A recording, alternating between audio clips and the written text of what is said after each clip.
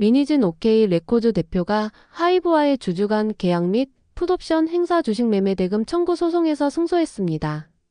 법원은 하이브는 미니진에게 풋옵션 255억 원을 지급하라고 판결했어요. 그간 뉴진스 전속계약 관련 소송에서 법원이 미니진의 템퍼링을 인정한 것과 달리 이번 풋옵션 소송 법원은 미니진의 배신은 인정하지만 배임은 아니다라고 판결한 가처분 소송 법원 판결과 비슷하다는 반응이 나오네요. 그런데 미니진 곁을 지킨 변호사는 가처분 소송 당시 승소를 이끈 이승미 변호사였어요. 이승미 변호사는 2024년 5월 미니진의 가처분 소송 판결에서 승소했을 때 은은하게 미소 짓던 변호사 사진으로 유명해진 인물이네요. 그래서 2024년 당시 이승미 변호사가 밝힌 은은하게 웃는 이유는 이길 줄 알았으니까라는 글이 재조명받고 있어요. 1심 판결 결과의 일부에서는 환호성을 질렀고 또 다른 일부에서는 판결 내용에 수긍하기 힘들다는 반응이 나오네요. 미니진은 재판부에 감사를 표하면서 소모적인 분쟁은 이제 인생에서 털어내고 싶다는 입장문을 발표했어요. 이번 판결은 계약서대로의 중요성을 다시 한번 입증했다고 볼 수도 있겠네요. 전속계약 분쟁 소송, 신우석 감독의 돌고래 유괴단 등 소송이 모두 계약서에 따라 승패가 결정났으니까요. 그렇다면 이승미 변호사가 왜 주목받고 있을까요? 본론에 앞서 구독, 좋아요 부탁드려 보아요. 서울중앙지방법원 민사합의 31부 재판장 남인수 부장판사는 12일 하이브가 미니진을 상대로 제기한 주주관계약 해지 확인 소송과 미니진이 하이브를 상대로 낸 풋옵션 행사 관련 주식 매매 대금 청구 소송 판결 선고기일을 열고 하이브의 청구를 기각하며 소송 비용은 하이브가 부담한다. 또한 미니진의 풋옵션 행사는 정당하며 하이브는 255억 원 상당의 금액을 지급하라라고 판결했어요. 또한 풋옵션 행사를 함께 통보했던 신동훈 전 어두어 부대표와 김혜민 전 어두어 크리에이티브 디렉터에게도 각각 17억 원, 14억 원을 지급하라고 명령했어요. 하이브가 지급할 풋옵션 대금은 총 286억 원에 달하네요. 여기서 하이브는 풋옵션 286억 원을 법원에 공탁할 것으로 보이기 때문에 미니진에게 당장 255억 원이 지급되지 않아요. 이후 하이브는 즉각 입장을 통해 당사의 주장이 충분히 받아들여지지 않아 안타깝다면서 판결문 검토 후 항소 등 향후 법적 절차를 진행할 예정이라고 항소 방침을 밝혔어요. 이에 따라 이번 분쟁은 항소심, 나아가 대법원까지 이어질 가능성이 커졌어요. 이승미 변호사의 재등장. 이승미 변호사는 이날 판결 이후 언론에 재판장님이 2시간 가까이 판결을 했다며 많은 쟁점이 있었는데 하나도 빠뜨리지 않고 전부 지적이 있었다. 하이브가 주장하고 있는 증거는 틀렸고 미니진 대표가 주장하는 내용이 옳다고 판결했다고 말하기도 했습니다. 이승미 변호사는 이번 소송과 별개로 진행 중인 손해배상 소송 대응 상황에 대해 제기된 지 얼마 되지 않은 소송이라며 본격적으로 시작하려면 아직 멀었다고 밝혔어요. 이어 뉴진스 멤버들이 전속계약 유효 확인 소송 1심 판결에 항소하지 않은 배경에 대해서는 고통이 지속되는 부분이 있었다. 솔직히 세종 입장에서는 승복하기 어려운 내용도 있었다면서도 젊은 멤버들이 자기 길을 찾는 것이 중요하다고 판단해 항소하지 않는 결정을 존중했다고 설명했어요.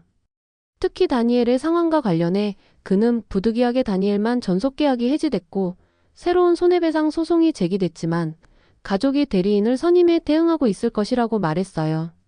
이승미 변호사의 2024년 모습은 어떨까요? 이승미 변호사는 2024년 5월 31일 페이스북을 통해 그해 4월 25일 열린 미니진의 긴급 기자회견 장면을 갈무리에 올렸어요. 사진 속 이승미 변호사는 마이크를 들고 열변을 토하는 미니진의 등에 손을 올린 채 여유 있는 미소를 짓고 있었어요. 이승미 변호사는 은은하게 웃는 이유는 이길 줄 알았으니까라는 설명을 더했어요. 이는 당시 미니진 대표 측이 하이브를 상대로 의결권을 행사하지 말아달라며 제기한 가처분을 법원이 받아들인 데 대한 소감입니다. 미니진 긴급 기자회견 당시 좌측에는 이수균 변호사, 우측에는 이승미 변호사가 자리했어요. 미니진은 2시간여 동안 진행된 기자회견에서 격앙된 모습으로 억울함을 토로했어요. 공식 석상임에도 불구하고 하이브 고위 인사들에게 시발새끼, 개저씨, 양아치 등 비속어를 사용했어요. 기자회견이 진행되는 동안 이승미 변호사는 미니진의 등을 토닥이기도 했어요. 이승미 변호사는 어떤 인물인가요? 이승미 변호사는 법무법인 세종에서 주주 경영권 분쟁팀의 리더 역할을 맡고 있어요. 또 법무법인 세종의 기업 지배구조 전략센터에서 부센터장을 맡고 있어요. 이승미 변호사는 회사 일반, 적대적 인수합병, 신탁, 금융, 부동산 관련 소송 분야를 담당하고 있습니다. 현대엘리베이터, 아시아나항공, 현대증권, 헬릭스미스, 빗썸홀딩스 등 적대적 M&A와 경영권 분쟁 사건을 다수 처리했습니다. 이외에도 이승미 변호사는 넷플릭스가 인터넷망 이용료를 낼 수 없다며 SK브로드밴드를 상대로 제기한 채무부 전제 확인 소송에서 SK브로드밴드 측 법률 대리인으로 참여해 승소하는 데 기여했습니다. 이승미 변호사의 주요 이력을 살펴볼까요? 이승미 변호사는 지난 2000년에 한양대학교 법학과를 수석 졸업한 수재인데요. 이어 2002년 제44회 사법시험 합격했으며 2012년 미국 조지타운 대학 법센터를 수료한 법학 석사이네요. 이승미 변호사는 2005년 사법연수원 수료 이후 법무법인 세종에 입사했어요. 또한 2014년부터 현재까지 서울지방변호사회 회사법연수원 강사를 맡고 있고 2023년부터는 국회 윤리심사자문위원을 맡고 있기도 합니다. 그렇다면 풋옵션 소송 판결 내용을 살펴볼까요? 재판부는 양측의 입장을 정리한 이후 주주간 계약 약정 해지 사유의 경우 신뢰 파괴 역시 중대한 위반에 이를 경우 해당한다라며 하이브는 어두어 지분의 80%를 보유하고 있기에 미니진을 언제든 해임할 수 있고 이를 제한하기 위해 위반 행위를 했을 경우 해임, 사임 사유로 본다. 10억 이상의 손해 및 배임 횡령 등이 해당된다. 미니진은 어두어 설립 3년 10개월이 지난 이후 풋옵션을 행사할 수 있고 하이브는 어두어 지분 20%를 양도하고 5년 재직 의무와 경업 금지 의무도 부담하게 했다. 풋옵션은 2025년 이후 1,000억 원 정도로 추정된다. 이사위임 계약은 해임 및 해지의 자유가 인정된다. 신뢰 및 금전 이해 관계가 시간이 지날수록 강하게 고려된다라고 설명했어요. 카톡 증거 능력 인정.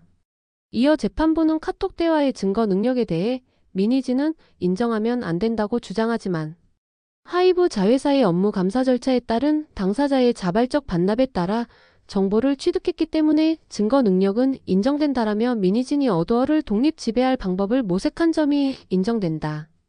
주주 간 계약의 협상 결렬을 예상하고 동의를 얻으며 어두어 이탈을 구상한 걸로 보인다.